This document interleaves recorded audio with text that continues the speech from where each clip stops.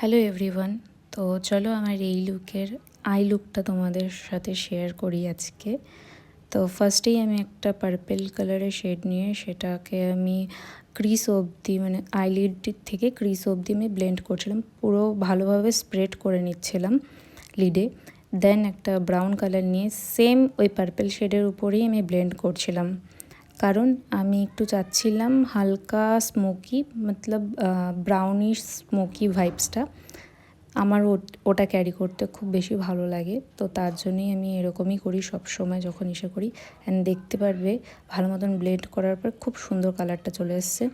দেন একটা translucent colour নিয়ে, beige colour নিয়ে ক্রিজটাকে ভালো মতন ব্লেন্ড করব, কারণ যাতে কোনো লাইন্স না বোঝা যায়।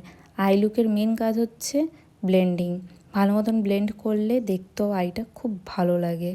তো দেখবে বেশ ভালোই লাগছিল শেডটা। আর যারা হেভি আই পছন্দ করে না তারা এই লুকটা করতে পারো। দেন আমি একটা গোল্ডেন শিমার নিয়ে জাস্ট আইলিডে হালকা করে লাগিয়ে নিব। আর আমি বলে রাখি আমি এনআইভির আইশ্যাডো প্যালেট ইউজ করছিলাম। তারপরে আমি পার্পেল শেড নিয়ে সাইডে কর্নারে একটু ব্লেন্ড করে নিচ্ছি। দেন আমি নিচে ব্ল্যাক কাজল ইউজ করছি। ব্ল্যাক কাজলকে স্মাচ করার জন্য আমি পার্পেল শেডটাকে ইউজ করছিলাম নিচে, ভালো মতন স্মাচ করে দেব নিচে। আর আমি কাজল ইউজ করতে অত বেশি পছন্দ করি না, ব্ল্যাক আইশ্যাডো দিয়ে আমি সেমভাবে উপরে স্মাচ করে নেব, কারণ আমি আইলাইনার পরতেও পছন্দ করি না। ফ্লাফি ব্রাশ নিয়ে নিচেরটা ব্লেন্ড করে নিচ্ছিলাম। অ্যান্ড দেন ফাইনাল লুক এটা। কেমন লাগলো অবশ্যই সবাই জানাবে। নেক্সট আমি আরও ভালো ভালো লুক আনার চেষ্টা করব। ততক্ষণের জন্য সবাইকে বাই।